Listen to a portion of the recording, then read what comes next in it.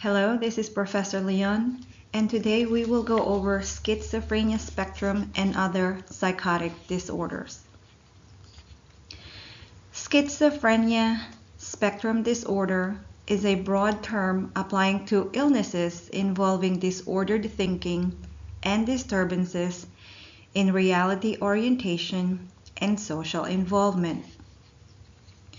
All the symptoms of psychosis, which is the condition involving hallucinations, delusions, or disorganized thoughts, behaviors, or speech, are often intermittently or continuously present.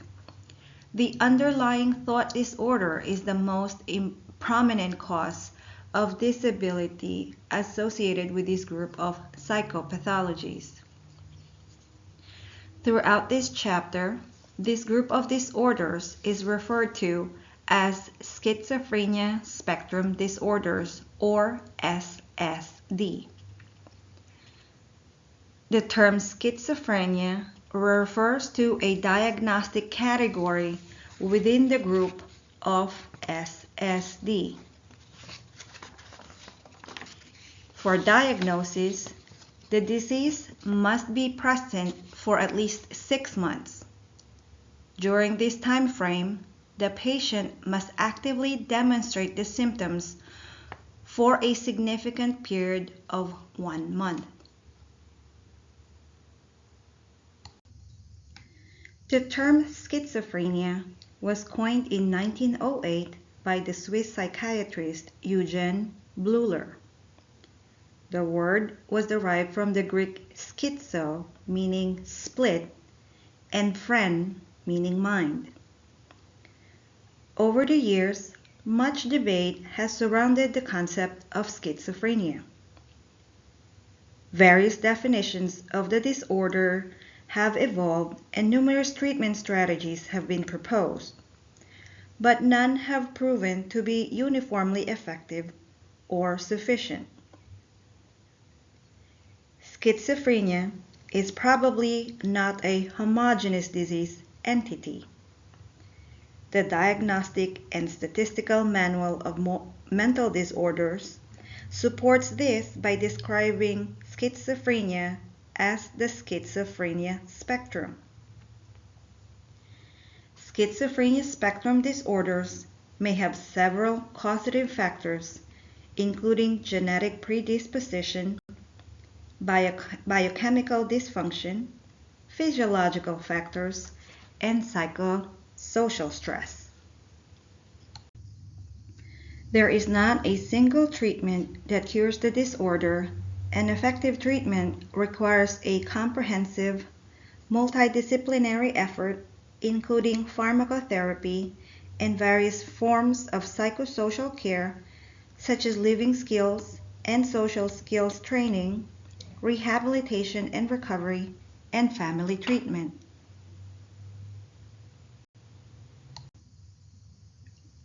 Of all the mental illnesses, schizophrenia is probably responsible for lengthier hospitalizations, greater chaos in family life, more exorbitant costs to individuals and governments, and more fears than any other. Because of this threat to life and happiness and its relatively unknown causes, it has probably been studied more than any other mental disorder. Potential for suicide is a major concern among the patients with schizophrenia. About 1/3 of people with schizophrenia attempt suicide, and about 1 in 10 die from the act. Psychosis is a severe mental condition in which there is disorganization of the personality, deterioration in social functioning, and loss of contact with or distortion of reality. There may be evidence of hallucinations and delusional thinking. Psychosis can occur with or without the presence of organic impairment. Clients suffering from schizophrenia demonstrate these characteristics resulting in severe deterioration of social and occupational functioning. Symptoms generally appear in late adolescence or early adulthood, although they may occur in middle or late adult life. The pattern of development of schizophrenia may be viewed in four phases: the pre-morbid phase, the prodromal phase, the active psychotic phase or schizophrenia itself, and the residual phase. Premorbid signs are those that occur before there is clear evidence of illness and may include distinctive personality traits or behaviors. Traits that have been noted include being very shy and withdrawn, having poor peer relationships, doing poorly in school, and demonstrating antisocial behavior. Prodromal symptoms more clearly manifest are signs of the developing illness of schizophrenia. The prodromal phase of schizophrenia begins with a change from premorbid functioning and extends until the onset of psychotic symptoms. This phase can be brief, but most studies indicate that the average length of the prodromal phase is between 2 and 5 years. During this phase, the individual begins to show signs of significant deterioration in function. Social withdrawal is not uncommon. Some adolescent patients develop sudden onset of obsessive-compulsive behavior. Recognition of the behaviors associated with the prodromal phase provides an opportunity for early intervention with a possibility for improvement in long-term outcomes. In the active phase, psychotic symptoms are prominent. The DSM-5 diagnostic criteria for schizophrenia includes the presence of delusions, hallucinations, disorganized speech and behavior, or negative symptoms, as well as decreased level of functioning in areas of work, personal relationships, or self-care. The full DSM diagnostic criteria can be found in the text. Schizophrenia is characterized by periods of remission and exacerbation. A residual phase usually follows an active phase of the illness. During this phase, symptoms of the active phase are either absent or no longer prominent. Negative symptoms may remain, and residual impairment often increases between episodes of active psychosis. A complete return to full premorbid functioning is not common. However, several factors have been associated with a more positive outcome. These factors include good premorbid functioning, later age at onset, female gender, abrupt onset of symptoms with obvious precipitating factor, associated mood disturbance, rapid resolution of active phase symptoms, minimal residual symptoms, absence of structural brain abnormalities, normal neurological functioning, and no family history of schizophrenia.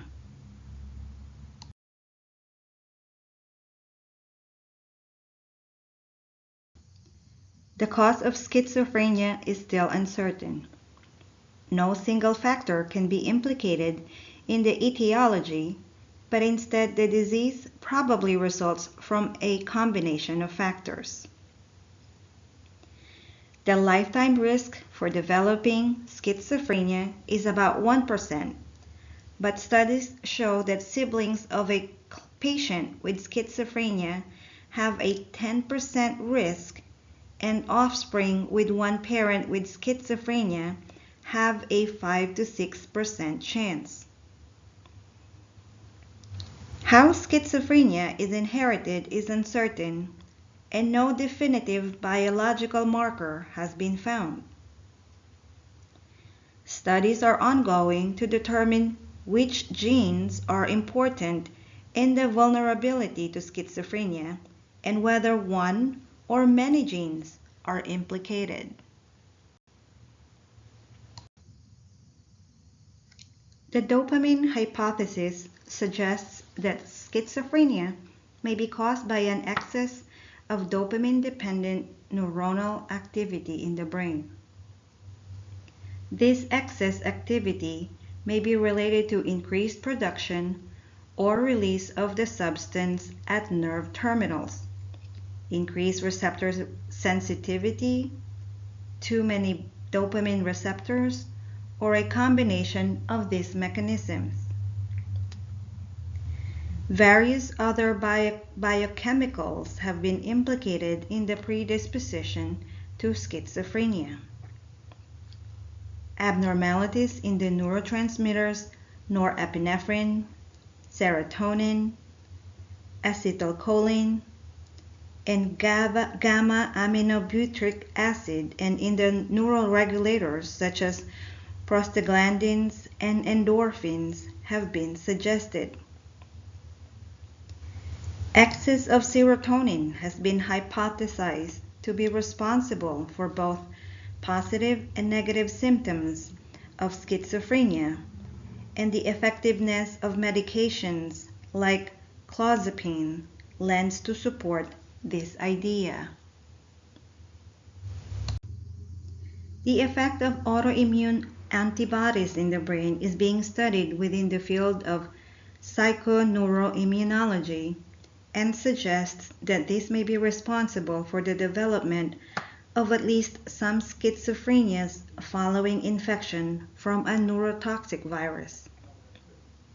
Structural brain abnormalities have been observed in individuals with schizophrenia. Ventricular enlargement is the most consistent finding. However, some reductions in gray matter are also reported. Magnetic resonance imaging, or MRI, has revealed reduced symmetry in several lobes of the brain and reductions in size of structures within the limbic system in patients with schizophrenia. Early conceptualizations of schizophrenia focused on family relationship factors as major influences in the development of the illness, but researchers now focus their studies in terms of schizophrenia as a brain disorder. Even though family relationships are not involved in the etiology of the illness, the symptoms in schizophrenia can contribute to significant disruption in communication and relationships among family members. So psychosocial factors should always be part of a comprehensive assessment. Many studies have been conducted that have attempted to link schizophrenia to social class. Statistics have shown that greater numbers of individuals from the lower socioeconomic classes experience symptoms associated with schizophrenia. Explanations for this occurrence include the conditions associated with living in poverty, such as congested housing accommodations, inadequate nutrition, absence of prenatal care, few resources for dealing with stressful situations, and feelings of hopelessness for changing one's lifestyle of poverty. An alternative view is that of the downward drift hypothesis, which suggests that because of the characteristic symptoms of the disorder, individuals with schizophrenia have difficulty maintaining gainful employment. Proponents of this view consider poor social conditions to be a consequence rather than a cause of schizophrenia. There is no scientific evidence to indicate that stress causes schizophrenia, but it is probable that stress may contribute to the severity and course of the illness. It is known that extreme stress can precipitate psychotic episodes. Stress may indeed precipitate symptoms in an individual who possesses a genetic vulnerability to schizophrenia. Both cannabis and synthetic cannabinoids can induce many schizophrenia-like symptoms, and in individuals with a pre-existing psychosis, cannabinoids can exacerbate symptoms. The risk for psychotic disorders like schizophrenia with cannabis use suggests the influence of lifestyle factors in the expression of genes. No single theory or hypothesis supports a clear-cut explanation for the disease. The more research that is conducted, the more evidence is compiled to support the concept of multiple causation in the development of schizophrenia. The most current theory seems to be that schizophrenia is a biologically based disease, the onset of which is influenced by factors within the environment. The DSM-5 identifies a spectrum of psychotic disorders that are organized to reflect a gradient of psychopathology from least to most severe. Delusional disorder is characterized by the presence of delusions that have been experienced for at least 1 month. Hallucinations are not prominent and behavior is not bizarre. Subtypes include erotomanic type, that the individual believes that someone, usually of a higher status, is in love with him or her. Famous persons are often the subjects of erotomanic delusions. Grandiose type. These are the individuals with grandiose delusions, have irrational ideas regarding their own worth, talent, knowledge, or power. They may believe that they may have a special relationship with a famous person, or even assume the identity of a famous person. Grandiose delusions of a religious nature may lead to assumption of the identity of a deity or religious leader. Jealous type. Jealous delusions center on the idea that the person's sexual partner is unfaithful. The idea is irrational and without cause, but the individual with the delusion searches for evidence to justify the belief. The sexual partner is confronted regarding the imagined infidelity. Persecutory type. In persecutory delusions, which are the most common type, individuals believe that they are being persecuted or malevolently treated in some way. Frequent themes include being plotted against, cheated or defrauded, followed and spied on, poisoned, or drugged. Repeated complaints may be directed at legal authorities, lack of satisfaction from which may result in violence toward the object of the delusion. Somatic type. individuals with somatic delusions believe that they have some type of general medical condition. Mixed type. When the disorder is mixed, delusions are prominent, but no single theme is predominant. Brief psychotic disorder is identified by the sudden onset of psychotic symptoms that may or may not be preceded by a severe psychosocial stressor. These symptoms last at least one day, but less than 1 month, and there is an eventual full return to a normal level of functioning. Evidence of impaired reality testing may include incoherent speech, delusions, hallucinations, bizarre behavior, and disorientation. Catatonic features may also be associated with this disorder. This disorder involves prominent hallucinations and delusions, which are directly attributable to substance intoxication, withdrawal after exposure to a medication or toxin.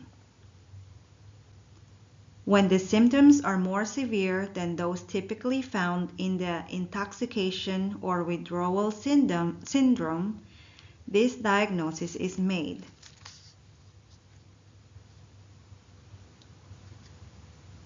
The medical history, physical examination, or laboratory findings provide evidence that the appearance of these symptoms occurred in association with a substance intoxication or withdrawal or exposure to a medication or toxin. Substances believed to induce psychotic disorders are presented in your text. Medical conditions such as central nervous system infections, hypo or hyperthyroidism, migraine headaches, and renal disease can cause psychotic symptoms such as prominent hallucinations and delusions. A number of medical conditions that can cause psychotic symptoms are listed in your text. Note that this diagnosis should not be made if symptoms occur during the course of delirium. Catatonic disorder is diagnosed when symptoms such as stupor, catalepsy, waxy flexibility, mutism, and negativism are present. Catatonic disorder is identified by the symptoms described in your text. Catatonic disorder may be associated with other psychotic disorders. Catatonic disorder is also associated with medical conditions, including metabolic disorders such as hepatic encephalopathy, hypo and hyperthyroidism, hypo and hyperadrenalism, and vitamin B12 deficiency, and neurological conditions such as epilepsy, tumors, cerebrovascular disease, head trauma, and encephalitis. The features of this disorder are identical to those of schizophrenia, but the duration, which means including the prodromal, active, and residual phase, is between 1 and 6 months. If the diagnosis is made while the individual is still symptomatic but has been so far less than 6 months, it is qualified as provisional. The diagnosis is changed to schizophrenia if the clinical picture persists beyond 6 months. This disorder includes symptoms of schizophrenic behaviors with strong symptoms also associated with mood disorders, which is your depression or mania. The client may appear depressed with psychomotor retardation and suicidal ideation, or symptoms may include euphoria, grandiosity, and hyperactivity. The decisive factor in the diagnosis of schizoaffective disorder is the presence of hallucinations and/or delusions that occur at least 2 weeks in the absence of a major mood episode. Prominent mood disorder symptoms must be evident for a majority of the time. So let's look at question 1. After reading it, what do you think is the correct answer?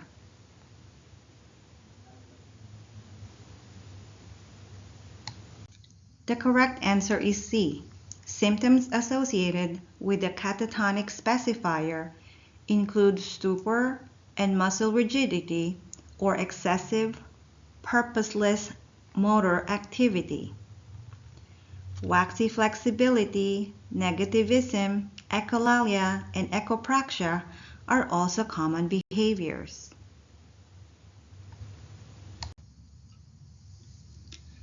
In the first step of the nursing process, the nurse gathers a database from which nursing diagnoses are derived and a plan of care is formulated. Symptoms of schizophrenia are commonly described as positive or negative. Positive symptoms tend to reflect an alteration or distortion of normal mental functions. Positive symptoms are associated with normal brain structures on computed tomography scan and relatively good responses to treatment. Content of thought. The patient continues to have delusions in spite of obvious proof that the beliefs are false or irrational. Delusions are subdivided according to their content. Common types of delusions of perception, delusions of grandeur, delusions of reference, delusions of control or influences, somatic delusions, or nihilistic delusions. Individuals with paranoia have extreme suspiciousness of others and of their actions or perceived intentions. Magical thinking describes when the patient believes that his or her thoughts or behaviors have control over specific situations or people. Please refer to your text for the summary of positive and negative symptoms.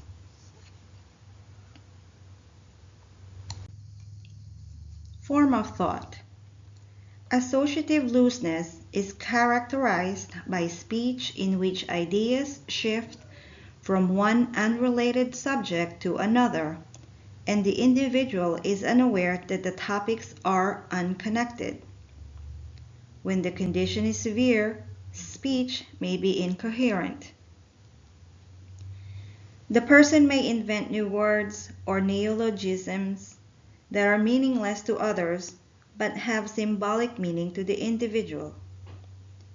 Concreteness or literal interpretations of the environment represents a regression to an earlier level of cognitive development. Abstract thinking becomes very difficult. Choice of words is governed by sounds. Clang associations often take the form of rhyming. A word salad is a group of words that are put together randomly without any logical connection.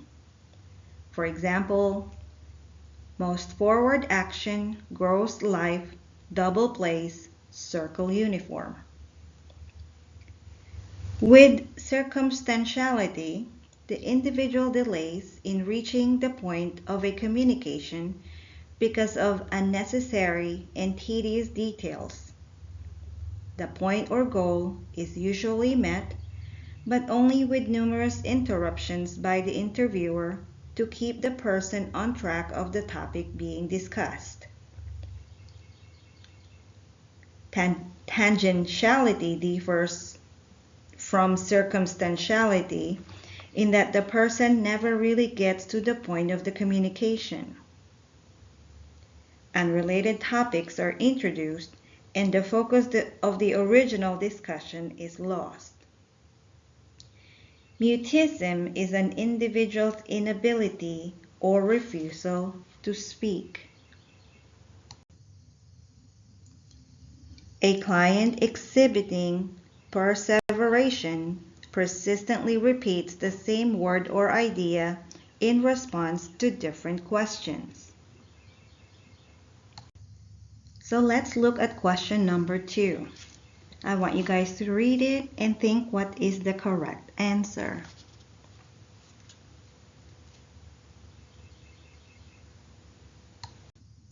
The correct answer is C. Loose association is characterized by communication in which ideas shift from one unrelated topic to another.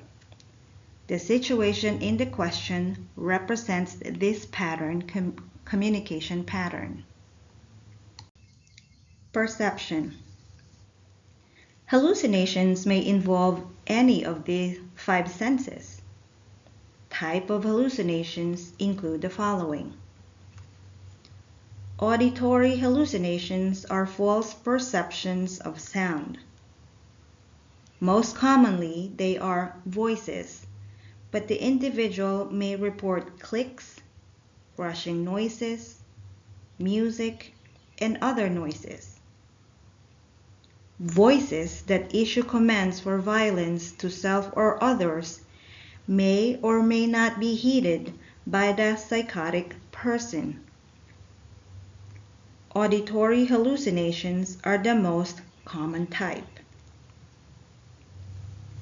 Visual hallucinations may consist of formed images such as of people or of unformed images such as flashes of light. Tactile hallucinations are false perceptions of the sense of touch, often of something on or under the skin. One specific tactile hallucination is formication, the sensation that something is crawling on or under the skin. Gustatory hallucinations are false perceptions of taste. Most commonly, gustatory hallucinations are described as unpleasant tastes. Olfactory hallucinations are false perceptions of the sense of smell. Illusions differ from hallucinations in that they are misperceptions or misinterpretations of real external stimuli. So let's look at question number 3. Read it and think of what is the correct answer.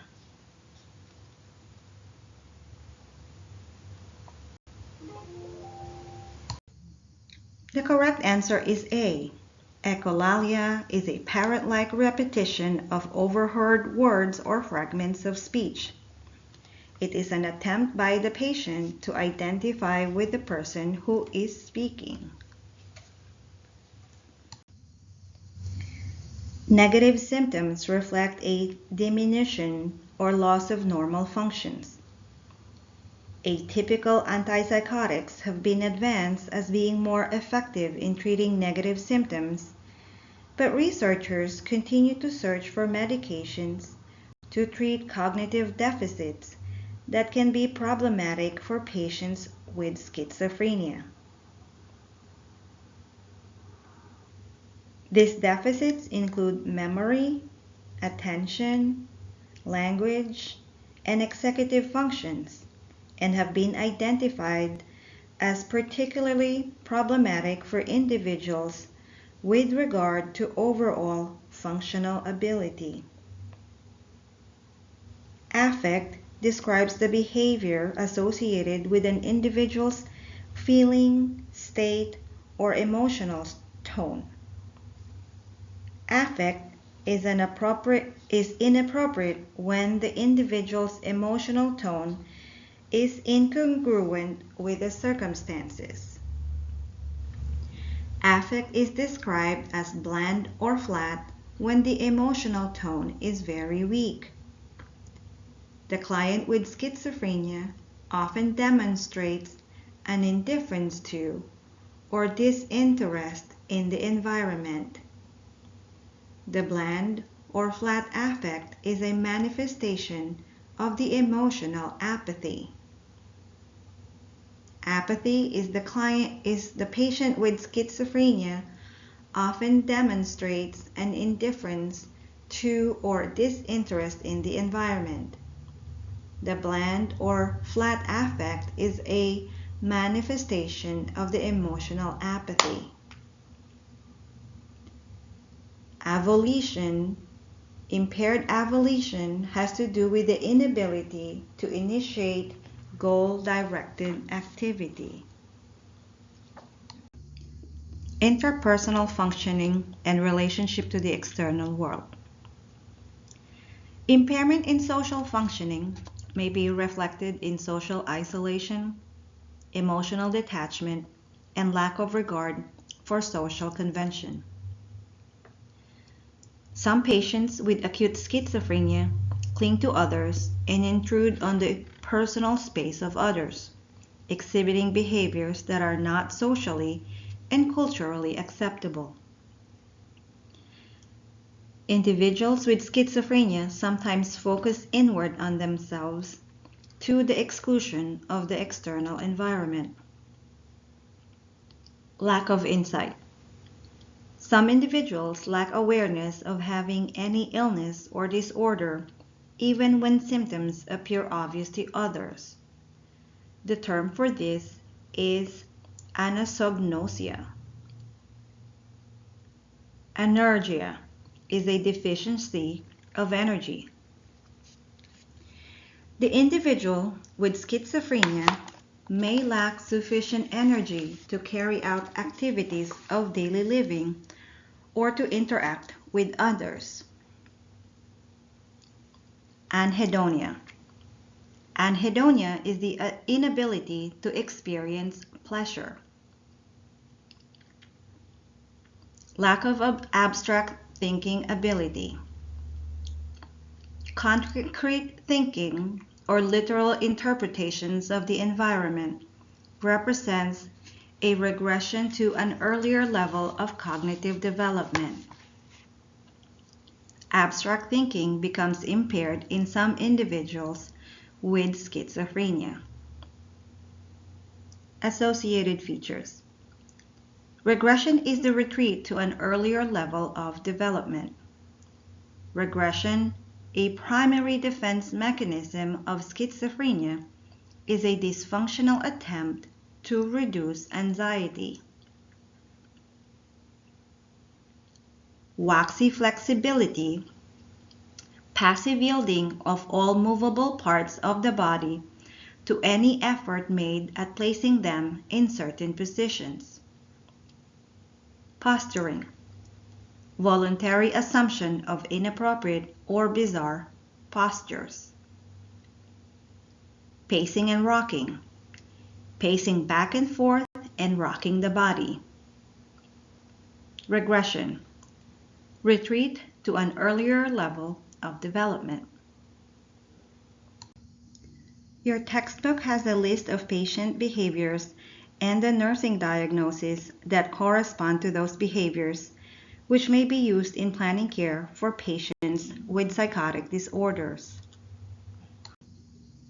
So the Nursing Diagnosis International has resigned disturbed sensory perception as a nursing diagnosis, but it is retained here because of its appropriateness in describing specific behaviors. The diagnosis may be defined as sensory perceptions that are inconsistent with external stimuli and may include auditory, visual, tactile, olfactory, or gustatory perceptions. Goals for treating disturbed sensory perception include discussing hallucinations, helping the patient define and test reality, and verbalizing an understanding that hallucinations are a result of the patient's illness. Interventions to achieve these goals include an attitude of acceptance, distracting the patient from the hallucinations, and avoiding reinforcement of the hallucinations. It is evidenced by behaviors that indicate the presence of delusional thinking, suspiciousness, and inaccurate interpretation of the environment. The diagnosis is defined as a disruption in cognitive operations and activities. Goals for treating disturbed thought processes include helping the patient recognize and verbalize false ideas and helping the patient differentiate between delusional thinking and reality. Interventions to achieve these goals include promoting the development of trust, focusing on reality, and maintaining an assertive yet genuine approach. Risk for self or other directed violence is defined as vulnerable to behaviors in which an individual demonstrates that he or she can be physically, emotionally, and/or sexually harmful to either to self or to others. Short-term goals. Of course, within a specified time, the patient will be able to recognize signs of increasing anxiety and agitation and report to the staff or other care provider for assistance with intervention. Patient will not harm self or others. For long-term goal, client will not harm self or others. Interventions maintain low level of stimuli in patient's environment, such as low lighting, few people, simple decor, low noise level. Anxiety level rises in a stimulating environment. A suspicious, agitated patient may perceive individuals as threatening. Observe patient's behavior frequently while carrying out routine activities to avoid creating suspicion. Close observation is necessary so that intervention can occur if required to ensure patient and other safety. Assess for presence of suicidal ideation and/or command hallucinations that may be instructing the patient to harm themselves, and remove all dangerous objects from the patient's environment so that the patient may not use them to harm self or others. It is important to maintain a calm attitude toward the patient. As the patient's anxiety increases, offer some alternatives, like participating in physical activities such as punching bag or exercise, talking about the situation, taking anti-anxiety medication. Offering alternatives gives the patient a feeling of some control over the situation. Have sufficient staff available to indicate a show of strength to patient if it becomes necessary. This shows the patient evidence of control over the situation and provides some physical security for the staff. If the patient is not calmed by talking down or by medication and is posing an imminent threat to the safety of self or others, use of restraint may be necessary. The avenue of the least restrictive alternative must be selected when planning interventions for a violent patient. Restraints should only be used as the last resort after all interventions have been unsuccessful, and only if the patient is clearly at risk of harm to self or others. Impaired verbal communication is defined as decreased delay or absent ability to receive, process, transmit, and/or use a system of symbols. For goals for treatment include helping the patient remain on topic when talking and demonstrating the ability to carry on verbal communication in a socially acceptable manner. Interventions include facilitating trust and understanding in a non-threatening manner, orienting the patient to reality as required, and avoiding abstract phrases and cliches. In the final step of the nursing process, a reassessment is conducted in order to determine if the nursing actions have been successful in achieving the objectives of care. Evaluation of the nursing actions for the patient with schizophrenic psychosis may be done by utilizing the following questions. Has the patient established trust with at least one staff member? Is the anxiety level maintained at a manageable level? Is delusional thinking still prevalent? Is hallucinogenic activity evident? Does the patient share content of hallucinations, particularly if commands are heard? Is the patient able to interrupt escalating anxiety with adaptive coping mechanisms? Is the patient easily agitated? Is the patient able to interact with others appropriately? Does the patient voluntarily attend therapy activities? Is verbal communication comprehensible? Is the patient compliant with medication?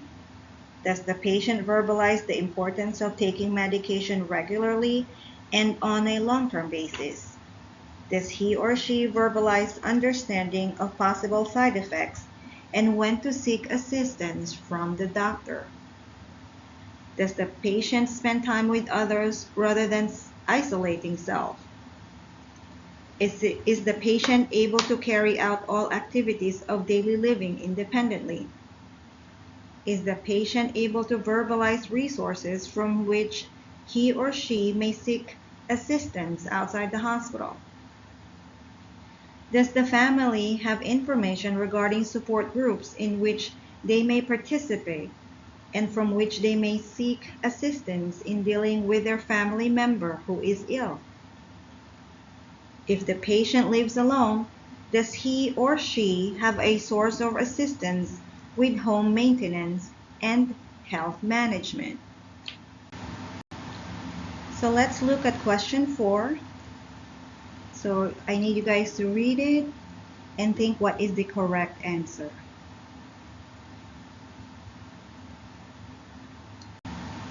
So the correct answer is D. The nurse should first empathize with the patient by focusing on feelings generated by the hallucinations, present object reality, and then distract or redirect the patient to a reality-based activities. All right, so same thing with question 5.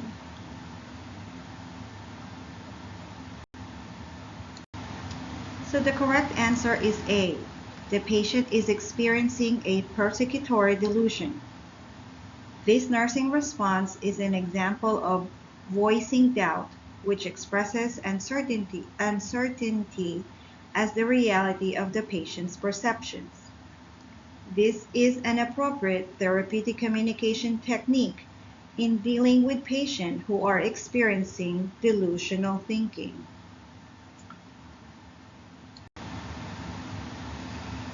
So let's look at psychological treatments. Individual recovery-oriented psychotherapy and cognitive therapies are evidence-based interventions in the treatment of the patient with schizophrenia, but they should be adjunct to a multifaceted team approach. The primary focus in all cases must reflect efforts to decrease anxiety and increase trust. Once a therapeutic interpersonal relationship has been established, reality orientation is maintained through exploration of the patient's behavior within relationships. Group therapy for individuals with schizophrenia has been shown to be effective, particularly with outpatients and when combined with drug treatment. Group therapy in inpatient settings is less productive. Inpatient treatment usually occurs when symptomatology and social disorganization are at their most intense. At the same time, the least amount of stimuli possible is most often beneficial for this patient. Behavior modification has a history of qualified success in reducing the frequency of bizarre, disturbing, and deviant behaviors and increasing appropriate behaviors. Features that have led to the most positive results include clearly defining goals and how they will be measured, attaching positive, negative, and aversive reinforcements to adaptive and maladaptive behavior, and using simple, concrete instructions and prompts to elicit the desired behavior. Social skills training is used to help patients manage struggles with interpersonal relationships and communication. Social dysfunction is a hallmark of schizophrenia. Impairment in interpersonal relationships is included as part of the defining diagnostic criteria for schizophrenia in the DSM-5. Considerable attention is now being given to enhancement of social skills in these patients. The importance of the expanded role of family in the aftercare of relatives with schizophrenia has been recognized, thereby stimulating interest in family intervention programs designed to support the family system, prevent or delay relapse, and help to maintain the patient in the community. These psychoeducational programs treat the family as a resource rather than a stressor, with a focus on concrete problem solving and specific helping behaviors for coping with stress. These programs recognize the biological basis for schizophrenia and the impact that stress has on the patient's ability to function. Assertive Community Treatment, or ACT, is an evidence-based program of case management that takes a team approach in providing comprehensive, community-based psychiatric treatment, rehabilitation, and support to persons with serious and persistent mental illness such as schizophrenia. Assertive programs of treatment are individually tailored for each patient, intended to be proactive, and include the teaching of basic living skills, helping patients work with community agencies, and assisting patients in developing a social support network. There is emphasis on vocational expectations, and supported work settings such as sheltered workshops are an important part of the treatment program. Other services include substance abuse treatment, psychoeducational programs, family support and education, mobile crisis intervention, and attention to healthcare needs. The recovery model has been used primarily in caring for individuals with serious mental illness, such as schizophrenia and bipolar disorder. However, concepts of the model are amenable to use with all individuals experiencing emotional conditions with which they require assistance and who have a desire to take control and manage their lives more independently. Whedon identifies two types of recovery with schizophrenia: functional and process. Functional recovery focuses on the individual's level of functioning in such areas as relationships, work, independent living, and other kinds of life functioning. He or she may or may not be experiencing active symptoms of schizophrenia. The concept of recovery in schizophrenia remains controversial among clinicians, and many challenges lie ahead for continued study. Recovery models have similarities with ACT or ACT in that they both necessarily engage the support of multiple resources, but recovery models also highlight the dimension of active engagement and empowerment of the patient in decision making. RACE, recovery after an initial schizophrenia episode, is an approach to treatment for schizophrenia is based on a large National Institute of Mental Health NIMH initiative that began in 2008, and research findings published in 2015 have demonstrated several benefits to this approach. The RACE approach incorporates many elements from other treatment approaches, including community treatment, recovery model approaches, family approaches, and comprehensive care models. It adds the dimension of early intervention at the first episode of psychosis. The research findings after 5 years of studying this approach look very promising for improving care to this population when intervention begins at the earliest onset of psychotic symptoms. Antipsychotic medications are also called neuroleptics and historically were referred to as major tranquilizers. They are effective in the treatment of acute and chronic manifestations of schizophrenia and in maintenance therapy to prevent exacerbation of schizophrenic symptoms. Without drug treatment, an estimated 72% of individuals who have experienced a psychotic episode relapse within a year. This relapse rate can be reduced to about 23% with continuous medication administration.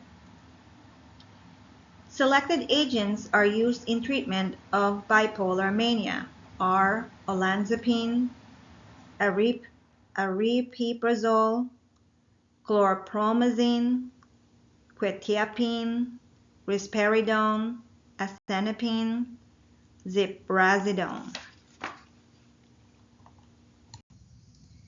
Typical antipsychotics work by blocking postsynaptic dopamine receptors in the basal ganglia, hypothalamus, limbic system, brainstem, and medulla. They also demonstrate varying affinity for cholinergic, alpha-1 adrenergic, and histaminic receptors. Antipsychotic effects may also be related to inhibition of dopamine-mediated transmission of neural impulses at the synapses. Atypical antipsychotics are weaker dopamine receptor antagonists than the conventional antipsychotics, but are more potent antagonists of the serotonin 5-hydroxytryptamine type 2A or 5-HT2A receptors. They also exhibit antagonism for cholinergic, histaminic, and adrenergic receptors. The effects of these medications are related to blockage of a number of receptors, which they exhibit various degrees of affinity.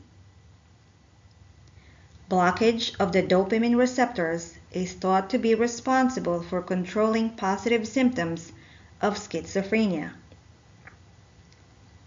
Dopamine blockage also results in extrapyramidal symptoms, or EPS, and prolactin elevation. That has to do with your galactorrhea or gynecomastia. Cholinergic blockade causes anticholinergic side effects, which are dry mouth, blurred vision, constipation, urinary retention, and tachycardia.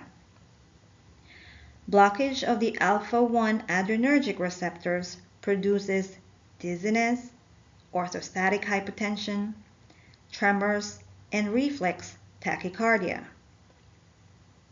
Histamine blockade is associated with weight gain and sedation. A list of medications commonly used to treat EPS side effects is also in your textbook. Finally, let's look at question 6. So you guys could read it and think of the correct answer.